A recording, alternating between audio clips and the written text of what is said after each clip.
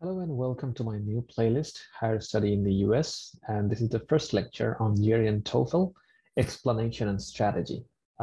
Just a disclaimer, in this new playlist, I will discuss on different aspects of higher study in the US, such as the weaknesses of the students and what should be their approaches, and how to maintain professionalism, how to prepare original writing statements, and different aspects of struggles in graduate life. And being an international student myself, you can be rest assured that you are getting kind of a first-hand experience or a sharing of a first-hand experience from an ex-grad student. So let's get started on GRE and TOEFL, which are one of the most important steps to dive into the grad life or get accepted into a grad school.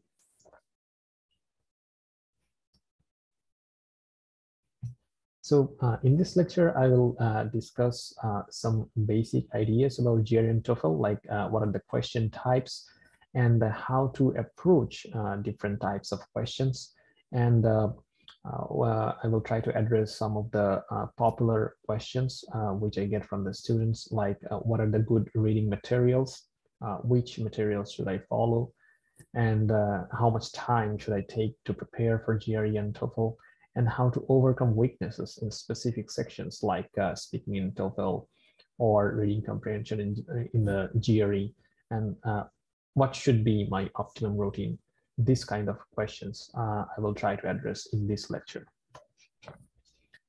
And let's start with GRE. First of all, we should be very clear about the definition of GRE. It is an academic test where you will be tested in three categories: analytical writing, verbal ability, and quantitative or math ability. It's not a language test. They are not testing how much English you know. They're merely testing how much analytical writing or verbal or comprehension writing or quantitative or math skills you have. And generally for an average student and for an average student who has a significant amount of passion to get into grad school, I think 2 or 3 months of dedicated preparation will be sufficient enough to get a good score in GRE and TOEFL.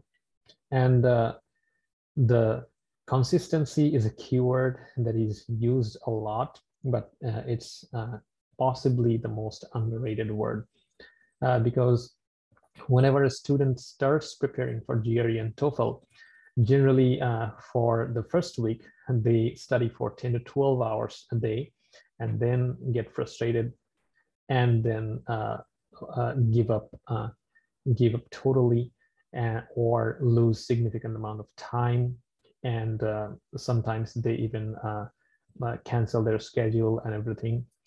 I would say you should follow a consistent and comfortable optimum routine, which is flexible and addresses your specific weaknesses on different sections of GRE and TOEFL. So if you can allot 2 or 3 hours per day for 2 to 3 months, that will help you more than studying 10 to 12 hours per day for 7 days and then giving up. So consistency is really the key in this type of exams. So let's get to the question format. The first section of the GRE exam is the analytical writing, where you have to answer 2 questions, which will be one on an issue and one on an argument, and the highest score will be 6. And for quantitative or math, there will be 2 or 3 sections, and accordingly you will have to answer 3 or 2 verbal sections. That is, if you answer quantitative section first, then you will get a verbal section, then you will get another quantitative section, then you will get another verbal section, and so on and so forth. and you will have to answer 5 sections in total.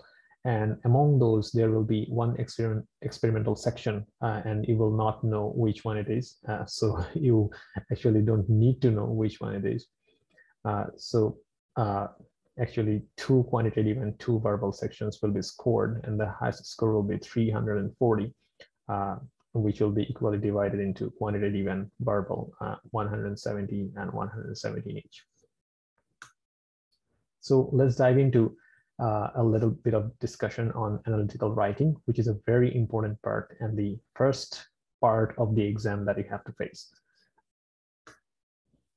For this section, there will be 2 questions. The first will be an issue, where a topic will be provided and your opinion will be asked. You can, it doesn't matter what opinion you give, whether you go for it or you go against it or you take a middle ground. And for argument is totally different. Someone's opinion will be given or a situation will be described, and you have to judge objectively. And generally, it's a 1-hour session where the issue will be allotted 30 minutes and argument will be allotted 30 minutes. And the total length will be 1 hour for the analytical writing section. And the optimum response in 30 minutes is generally one introductory paragraph where you start strongly and you describe what you are going to say. And then you develop 4 or 5 explanation or example paragraph, and then you summarize or conclude what you have said in a very compelling manner. And let's describe those sections a little bit more. For example, in issue, let's say the question is that democracy is a bliss. And you can say that you totally support this statement, and you should open strongly with that, why you believe that. And then you have to justify in your following paragraphs. Develop 3 to 4 examples. I'm using the word development repetitively because it's very important. Sometimes you can support your statement with so many examples, 10 or 12 at once, if it's a very familiar topic. But it's very important to develop those examples with very strong justifications. So you have to describe a bit like why you are giving that examples. So for example, let's say in a specific country, they're prospering because they have democracy, and you have to describe like how they're prospering. And let's say you have another contrary example at your disposal, that country Y is in a bad state because they do not have democracy. And you also have to justify that. You have to describe that with the description paragraph. And again, you shouldn't go for too many examples because in 30 minutes you will not have time to develop your examples. So describe a few, but with depth. And then, which is a must, you have to conclude and summarize your finding. If you cannot complete your statement or your response, then it is very unlikely that you will end up with a good score. And let's come to argument. It's a very common example of argument.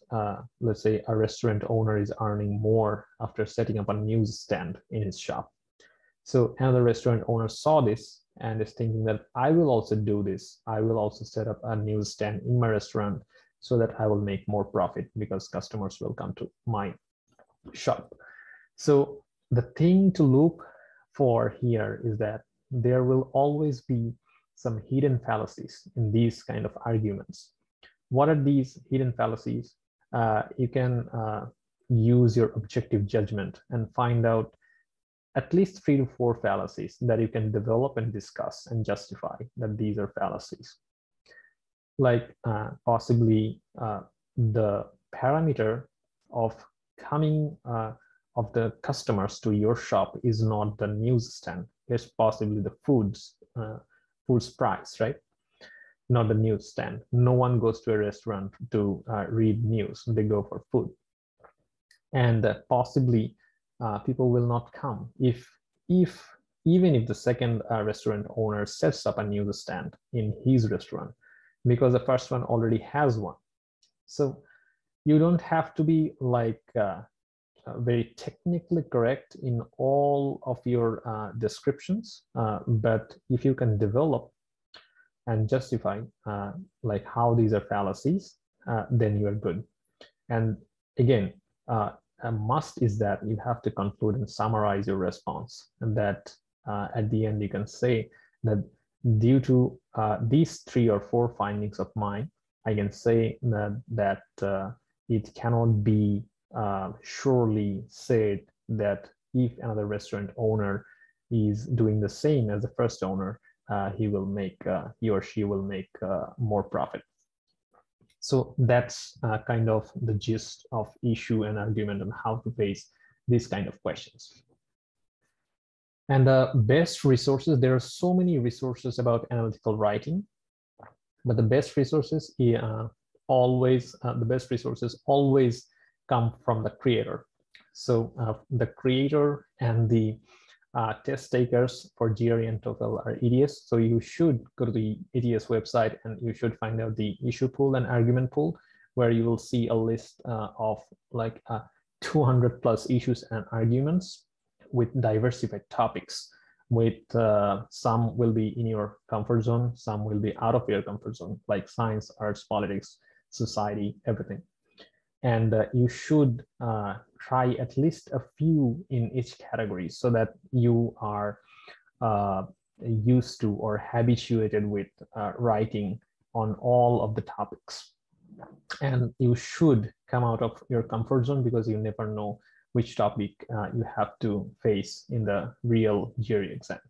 And one thing I'd like to emphasize, and I will repeatedly say in the following slides, that you should always practice in time condition. If you practice writing in 30 minutes time limit, then you will have a sense of how much you should talk or how much you should describe on each topic or in each subtopic or in each paragraph, and how much you should develop. You will have a sense that it will help you a lot to come up with a coherent answer within 30 minutes limit. And your score will always depend on different parameters, like how long your response was, how much you could write. But you shouldn't, definitely in these kind of exams, you should definitely not write gibberish. You should again come up with coherent developed examples, and your writing should be organized. And another very important parameter is vocabulary. What level of vocabulary you can use comfortably, and what kind of sentence structure you are using. Like, do not stick to 2 or 3 words. Do not stick to sentences with 2 or 3 words. Try to make compound and complex sentences. This will come with practice. And at last, of course, your writing should be devoid of errors, like typos and grammatical mistakes. And this will also come with a lot of practice. And how do you write good?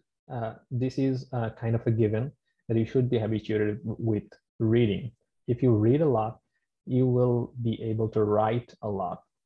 And I'm saying that you should be selective about reading materials, because we always tend to stick with topics that are inside our comfort zone. That is, if we are from a science background, we will try to read articles from science, because because the terminologies in those articles we understand and we find interest in them. But but when you're preparing for GRE analytical section and you are trying to get a good score, you should do the opposite.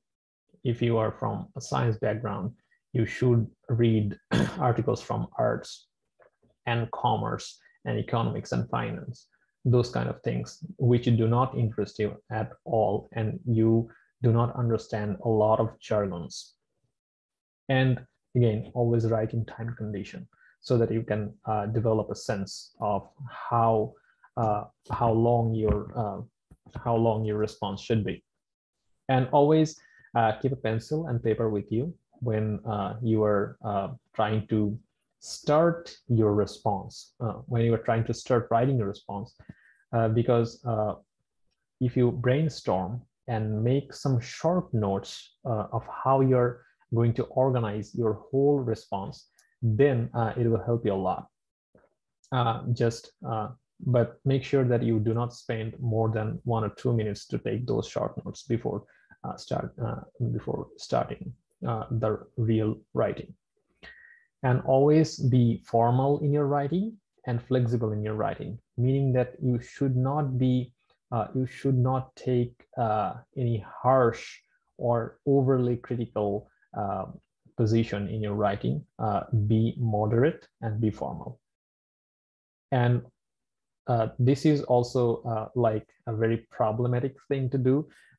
Like always try to have your writing checked by someone who writes better, like a teacher or someone senior or someone who you know that writes better. Then your writing can improve significantly. But I know that it's a challenge to find someone who will check your writing and spend the time to give useful feedback. But always try to do this if it's possible. So that's it for the analytical section. Let's go into the verbal section, where there will be 3 types of questions: text completion, sentence equivalence, and reading comprehension. In text completion, there will be 1, 2, or 3 blanks. And you can sense that if there are 2 or 3 blanks, these sentences can be excruciatingly long. So you should be habituated with handling long sentences. And if you want to find a correct word to fill in, then you should have a strong vocabulary. This will help you a lot in this section if you have a strong vocabulary. And in sentence equivalence, you have to use a pair of words so that the meanings will be the same. But this does not mean that you will do well in this section if you know only synonyms of words, because you should know the secondary meanings of the words if it's a really large compound or complex sentence. You should know what is the tone of the sentence, or which direction the sentence is going. Is it going to negative or positive sense? If it is changing the direction suddenly, what are the trigger words? So these things you should notice and you should practice with. And for reading comprehension, almost half of the verbal questions come from reading comprehension. So you should dedicate a significant amount of time in this section. And some of the comprehensions might be large for you, so you should develop a good reading speed. Again, the preparation in the analytical writing section, where I have suggested that you should be habituated with reading sessions, it will help you to make a good score in the reading comprehension section. And when you have a good reading speed, you will learn how to skim through the whole passage before answering the questions. If you peek through the questions before reading the whole passage, you will end up spending time for reading the questions and the suggested clues before actually answering and before knowing what the whole passage is all about. So I would suggest you should learn to skim through the whole passage. And again, you should read passages and topics out of your comfort zone. So that's kind of the gist of the verbal section. And let's come to the quantitative or math section, where there will be kind of 4 types of questions from arithmetic, geometry, algebra, and data interpretation. In arithmetic, there will be topics that you are very familiar with: addition, subtraction, multiplication, division, inequality, or number theory, permutation and combination, percentage, decimal, or power. In algebra, the questions are really simple. Basically, there will be equations or systems of equations, the problems that you can solve by making equations and finding the value of a variable. From geometry, almost 25% questions will be from here, like from triangles, circle, quadrilaterals, polygons, like the popular shapes, popular geometric shapes. Some questions will be from coordinate geometry. Some will be from 3D geometry. Some will be from mensuration, like measuring a perimeter of a land, something like that. And trigonometry is not explicitly needed, but it will be really helpful if you know some level of trigonometry, because it will be very helpful to solve some geometric problems related with triangles or other geometric shapes. Data interpretation is mostly statistical data analysis. Will be given a graph or chart, like a pie chart or something like that, and you will have to answer something from there. And the trick is that you should be fast in solving math problems. Most of the problems do not require the on-screen calculator, so do not use it if you don't need it. And a very fun thing is some problems do not even require any calculation, just reasoning. So you can answer just by looking at some problems. So try to answer those first. And also another way to avoid errors in mathematical problems, which you can always do if you are from a science background and if you are very confident that you are good in math, that you do not exclude any options when solving, or you're plugging in a number when solving an equation.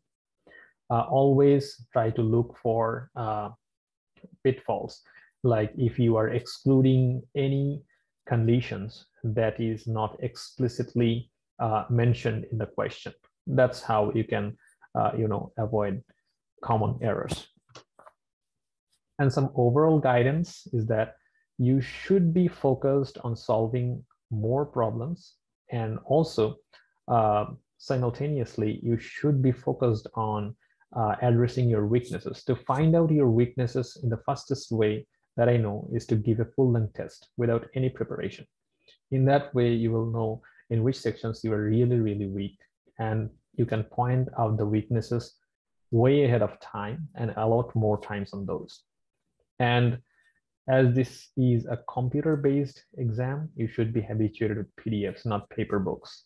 And also, if English is not your first language, you should try to be habituated with thinking in English. That will make your processing faster.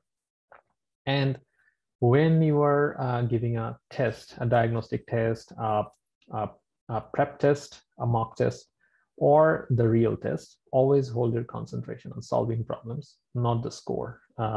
If you are doing great, then it's great. If you're not doing that well, if you're really struggling with a problem, if you're getting stuck, just move on. Just trying to solve the problem. Do not think about anything else related to the score, like my score is increasing, my score is decreasing, or something like that. And a lot of questions come about what are the good reading materials. And my answer is always that you should always start with the things that the creators provided, like the EDS official guide. And there are tons of materials that you can do some drills with, like Barron's New GRE, which is a really good book with conceptual problems and explanations. always go through explanations when you go through a drill and you incorrectly answer. Even if you correctly answer and you don't understand why it's correct, always go through the explanation section. That will give you a good intuition on how to solve these kind of problems. And Princeton 1007 problems, this is focused on only drill and is also a really good book. The Princeton Cracking the GRE, this is a good one in terms of concepts and some drills. Kaplan New GRE Premier is also for basic level concepts. Aristotle Prep Verbal Drill is only for verbal section, and it depends on your level of verbal reasoning. So some may find it very good, some may find it exceptionally difficult, but it depends on you. And EDS Big Book, it's for preparing for the old version of GRE, and its reading comprehension section, you can find really large passages. So you can use it for reading comprehension, and it will help you increasing your reading speed, but it's not mandatory. The Magush GRE ebook, it's a really small book. I think it's only 100 pages, but it's a really good book to give you a gist and the concept of GRE. And from EDS, there are two other books, Quantitative Reasoning and Verbal Reasoning, where you can have some problem-solving skills, and you will see some real GRE problems from EDS. So you should go through them. And Manhattan 5-Pound is a very popular one and contains tons of drills. So I think it's also a good option for you. And in recent days, paid accounts or paid packages like Magush and GregMath, those are also popular. So you can also use those according to your need. For analytical writing, there is one book from ARCO called Answers to Real Essay Questions, which have like more than 200 sample answers to essay questions. Some of those are really good and detailed. Some are very small and not so good, to my opinion, but you can try this. And for improving your skill in analytical writing, improving your reading habit is a must. So you can follow some articles from Washington Post or Daily Telegraph or other newspapers. It's up to you and according to your schedule.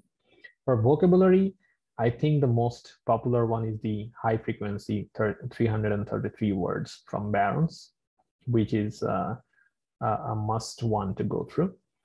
Also Barron's 3,500 words.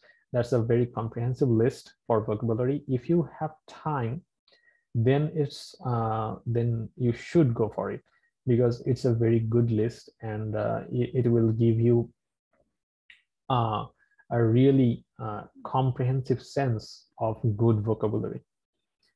And I have personally used this app, which was suggested by a friend. It's a mobile app called Painless GRE, in which you can play some games, like vocabulary game, guessing the meaning, or you can do some text completion or sentence equivalence, this kind of drills. And just a disclaimer, it's not an exhaustive list. There are tons of other good materials. I have just mentioned some popular ones. The key is that you should you should be practicing consistently. That will help. Which material you're following, it does not matter as long as you are mindfully dedicating your time for your preparation. So that's it from GRE. Let's start talking about TOEFL. It's not an academic test. It's a language test, test of English as a foreign language. And one note is that you should have a good score in the speaking section of TOEFL to get a teaching assistantship in the US universities. Some of those have some explicit requirements, like you have to get 23 plus to get a TA or something like that. Or some universities give a requirement that you have to get an overall score of 80 with a score of 20 in speaking, something like that. So speaking is important because you have to communicate with undergrad and grad students a lot as a TA. So your speaking skills should be at least satisfactory. And again, for TOEFL preparation, if you are preparing for GRE and TOEFL simultaneously, then it is really helpful. And if you're consistently practicing at least one section a day for TOEFL, it will really help you. The question format is that you will answer reading, listening, speaking, and writing questions in that order. And the highest score is 120, 30 in each section. So the first section you will be facing will be reading. That is, you have to answer questions from 3 to 4 passages. And in each passage, there will be 14 to 15 questions. You may face the short version, in which there will be 3 passages, or long version in which there will be 4 passages.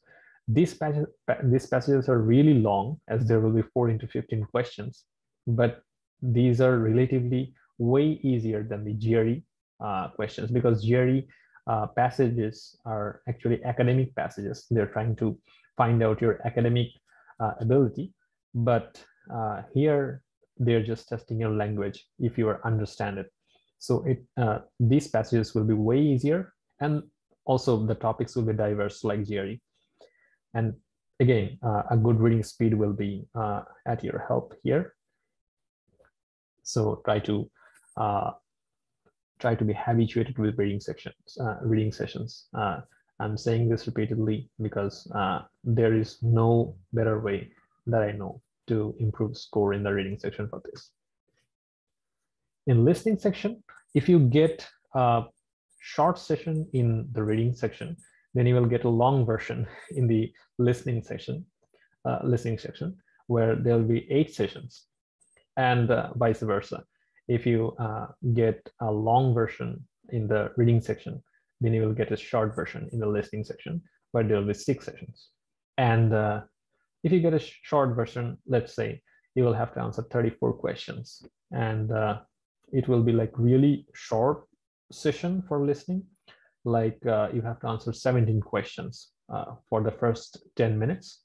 And then in the next 10 minutes, you have to answer another 17 questions. And if you get the long version, you will have to answer more questions.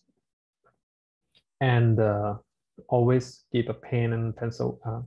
It will be given a pencil and paper in the test center, and taking short notes will really help.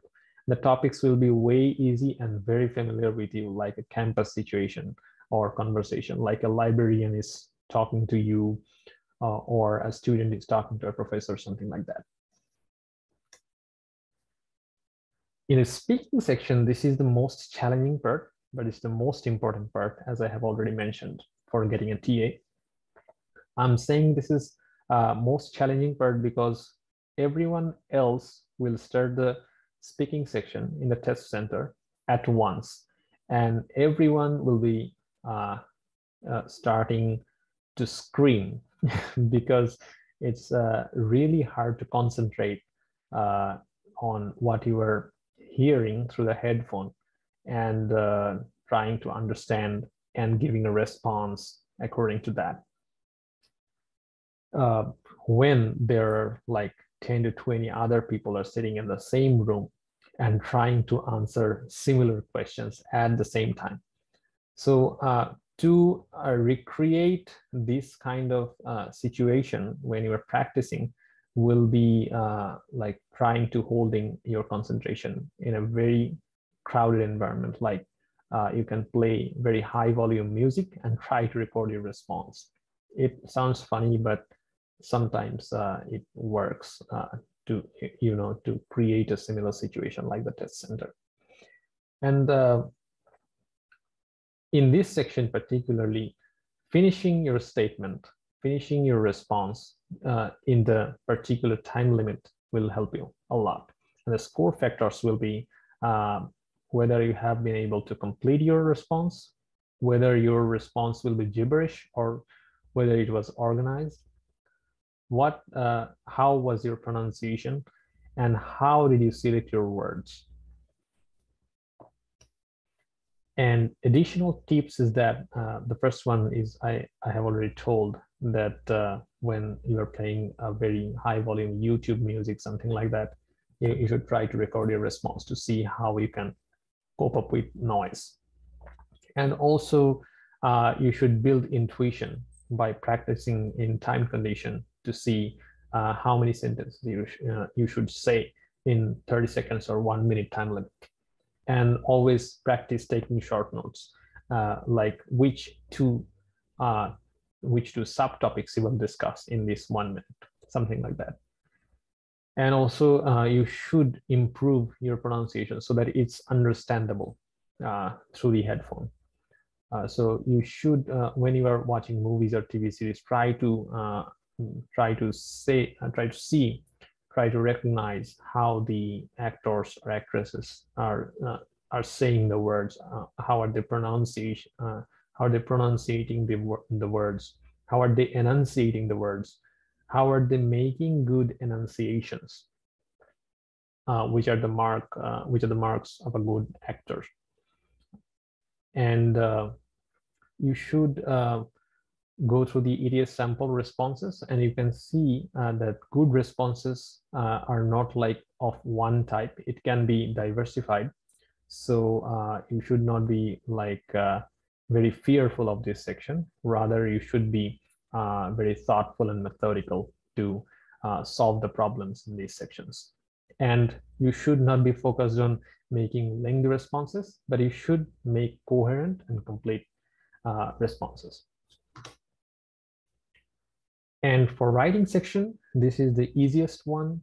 Everyone is quiet in this section, and this is the section where you can spend time in a most relaxed way, because everyone is quiet and you have just 2 tasks to do and plenty of time.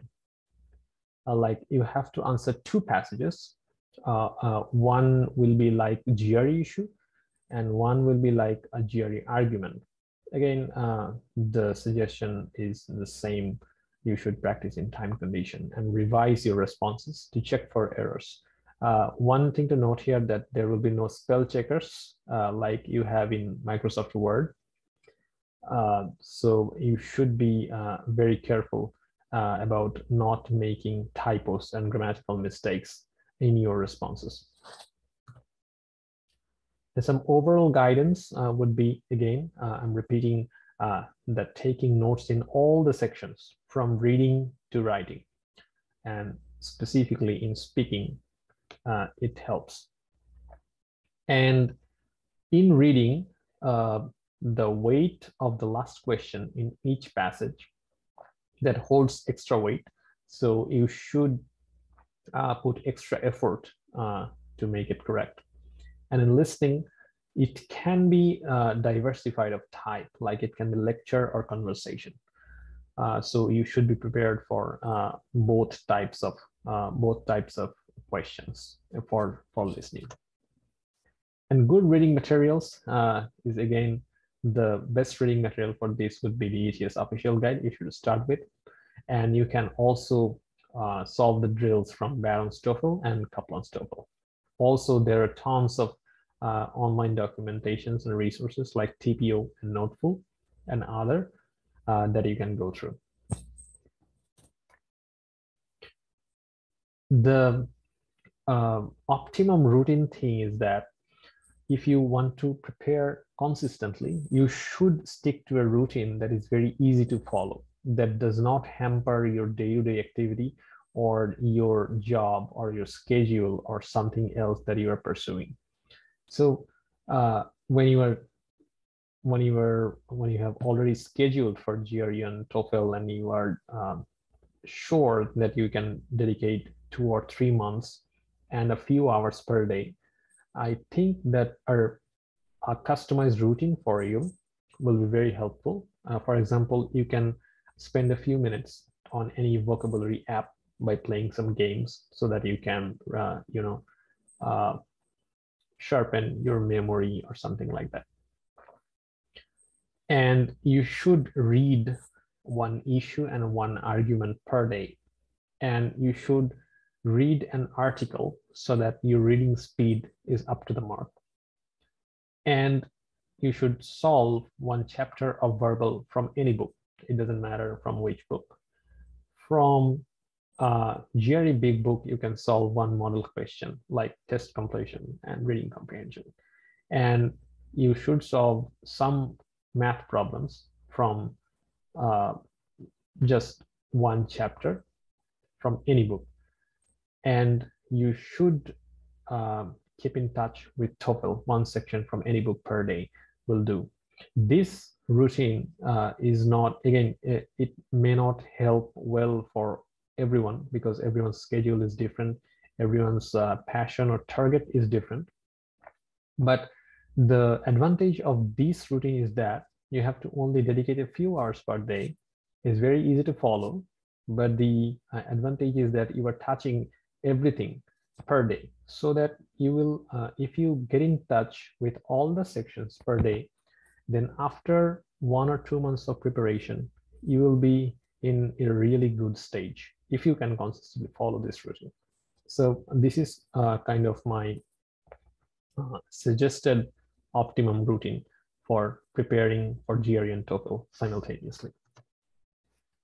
So that's kind of my explanation and strategy on GRE and TOEFL.